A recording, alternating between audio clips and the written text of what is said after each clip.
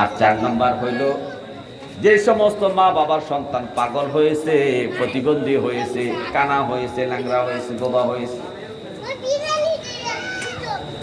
পাগল সন্তানের মা বাপ যারা হয়েছেন ওই মা বাপ বড় ভাগ্যবান। হাদিস শরীফের মধ্যে আছে পাগল সন্তানের মা বাপ বড় ভাগ্যবান, পাগল সন্তানরা বিনা হিসেবে জান্নাতে যাবে। কারণ শরীয়তের কোনো হুকুম হাকাম তাদের উপর বর্তায় না, নামাজের হুকুম তাদের উপর বর্তায় না, রোজার হুকুম, পর্দা পুশিদার হুকুম, হালাল হারামের হুকুম, শরীয়তের কোনো হুকুমে কোনো পাগলের উপর প্রযোজ্য নয়। শরীয়তের হুকুম হলো সুস্থ সবল, সুস্থ মস্তিষ্ক ওয়ালা ব্যক্তিদের উপর শরীয়তের হুকুম বহাল থাকে। কিন্তু পাগল, প্রতিবন্ধী, কানা, লুলা এই সমস্ত যারা একেবারে প্রতিবন্ধী যারা, এই সমস্ত সন্তানদের প্রতি শরীয়তের কোনো হুকুম নাই। যে যেখানে শরীয়তের হুকুম নাই, শরীয়তের হুকুম না হওয়ার কারণে তাদের কোনো আমল নামাও নাই। আমল নামাও কি নাই। এই জন্য এই পাগলরা, এই প্রতিবন্ধী, এই কানা লোকেরা বিনা হিসেবে জান্নাতে যাবে। কিন্তু বর্তমান সমাজে যদি কারো সন্তান প্রতিবন্ধী হয়, লুলা হয়, কানা হয়, পাগল হয়, মা বাপকে গালি দেয়, তোর ঘরে একটা গজব আইছে। আরে ভাই এটা গজব নয়, গজব নয়, তার ঘরে রহমত আইছে। যার ঘরে পাগল আছে তার ঘরে রহমত আছে। এই রহমত কাজে লাগবে হাসরের মাঠে, দুনিয়ায় লাগবে না। দুনিয়ায় তুমি তাকে মন্দ বলবা, কিন্তু হাসরের মাঠে যখন দেখবা এই পাগল সন্তানরা যখন মা বাবাকে টানে হেসড়ে জান্নাতে নিয়ে যাবে, তখন তুমি আফসোস করবা, হায় রে দুনিয়াতে কোনো আমার একটা সন্তান পাগল হয় না, আজকে বিনা হিসেবে জান্নাতে যাইতাম।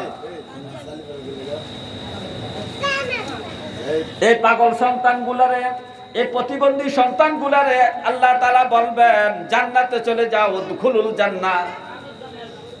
তারা বায়না ধরবে না, আমরা একা একা জান্নাতে যাব না।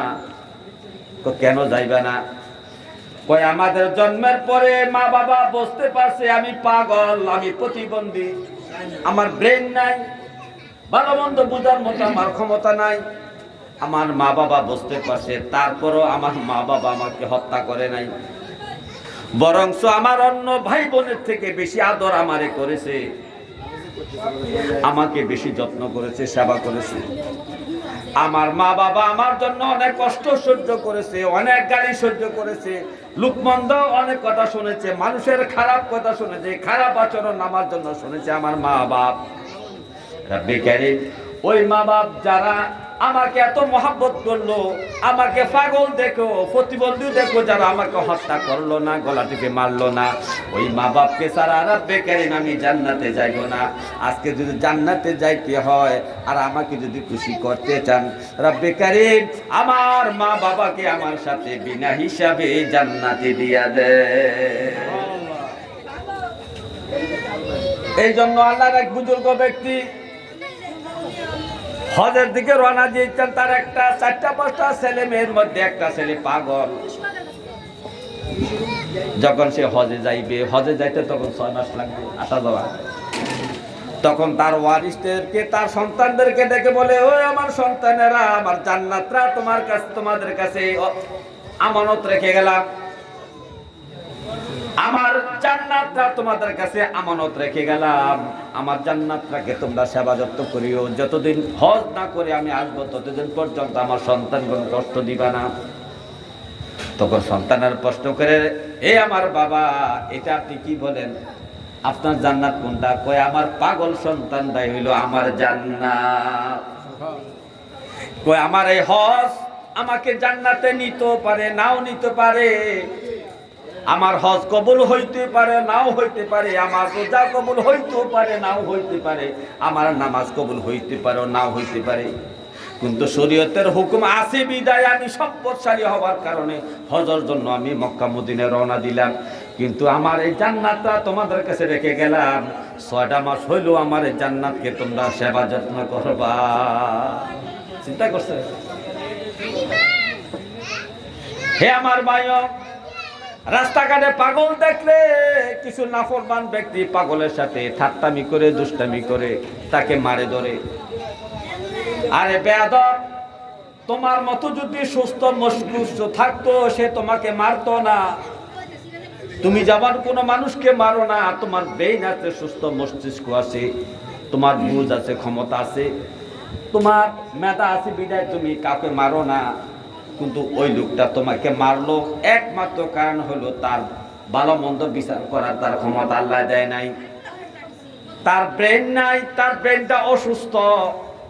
সুস্থ মস্তিষ্কের মানুষে হয় নাই বিদে তোমার দোকানের জিনিস নষ্ট করছে, তোমার সাথে খারাপ আচরণ করছে, গালাগালি করছে, তোমাকে ইটা দিয়েছে, তোমার সম্পদ নষ্ট করেছে, তোমার ব্যবসা প্রতিষ্ঠানের ক্ষতি করেছে।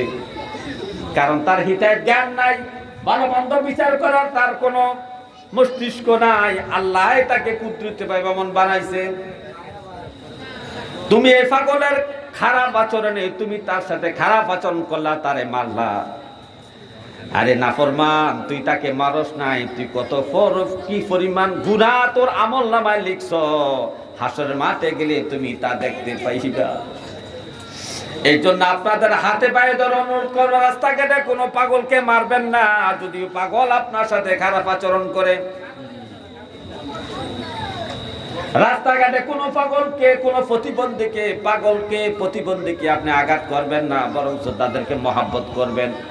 আপনি তাদেরকে খাবার কিনে দিবেন, একটা প্রতিবন্ধী দেখলে তার সাথে কথা বলবেন, তাকে হাসি দিয়ে কথা বলবেন, প্রয়োজনে তাকে একটু মজার জিনিস কিনে দিবেন, তারপরও তাকে মহাব্বত করবেন। হয়তোবা এই মহাব্বত হওয়ার কারণে হাসরের মাঠে আপনাকে চিনতে পারবে। আর চিনার কারণে রাব্বে কারীম, দুনিয়াতে আমি প্রতিবন্ধী ছিলাম, পাগল ছিলাম, ওই যে আপনার বান্দাটা, সেই ব্যক্তিরা খোঁজার বাজারে আমার জন্য অনেক সেবা যত্ন করেছে, আমাকে মজার জিনিস কিনে দিয়েছে, আমার সাথে হাসিটা কথা বলছে। রাব্বে কারীম, আপনার এই বান্দাকে ছাড়া আমি জান্নাতে যাইব না, মাবুদ আপনার এই বান্দাকে আমার সাথে জান্নাতে বিনা হিসাবে দিয়া দে। হে আমার ভাইও, এই রাস্তাঘাটে পাগল দেখলে আঘাত করবেন না। যদি কোনো যুবতী মহিলা, যুবতী পুরুষ যদি উলঙ্গ অবস্থা আপনি দেখতে পান, যদি পারেন আপনার দ্বারা সম্ভব হয়, তার শরীয়তের যেমন সে বোঝে না, তার লজ্জা লাগে, কিন্তু আপনি তাকে দেখতে লজ্জা লাগে কি? সে তো বোঝে না আমি ল্যাংড়া, এটা তার লজ্জা লাগে, সেটা বোঝে না, তার তো ব্রেন নাই, মস্তিষ্ক নাই, অসুস্থ মানুষ। এখন আপনি দেখতে আপনার তো লজ্জা লাগে, তাহলে আপনার তার সাথে খাতির জমে তাকে একটা কাপড় পরাইয়া দিবেন। আর এইভাবে যদি পরাইয়া দিতে পারেন, আমার আল্লাহ যদি খুশি হইয়া যায়, তার একটা শরীয়তের অর্থাৎ তাদের পর্দার তা লজ্জা শরম ঢাকার যে আপনি ব্যবস্থা করে দিলেন হাসরের মাঠে, এইটাও আপনার একটা নাজাতের উসিলা হইতে পারে।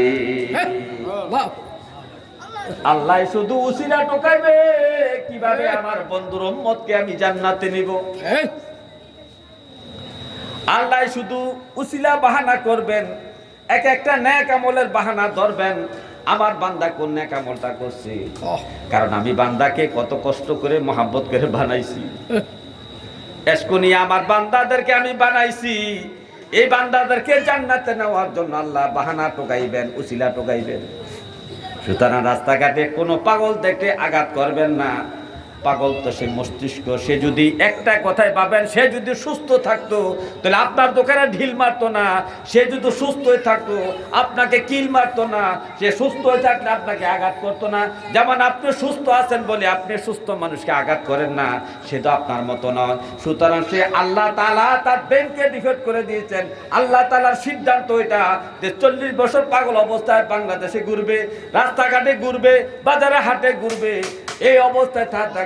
আল্লাহ তাআলার সিদ্ধান্ত, এই আল্লাহ তাআলার সিদ্ধান্তকে যদি আপনি মেনে নিতে পারেন, আর যদি আপনার এই প্রতিবন্ধী মানুষদেরকে, পাগলদেরকে আপনি সেবা যত্ন করতে পারেন, আপনি যদি তাদেরকে মহাব্বত দেখাইতে পারেন, হাসরের মাঠে হয়তোবা এই পাগলের এই মহাব্বতের কারণেও আপনার নাজাতের মাধ্যম হইতে পারে। হে আমার ভাইও, এই 4 প্রকারের সন্তানের মা বাবা যারা হইবেন তারা বড় সৌভাগ্যবান। কোন রকম ঈমান নিয়ে যদি মৃত্যুবরণ করতে পারেন, ঈমান নিয়ে শিরক বেদাত থেকে বেঁচে থাকে, যদি ঈমান নিয়ে মৃত্যুবরণ করতে পারেন, তাহলে বিনা হিসাবে এই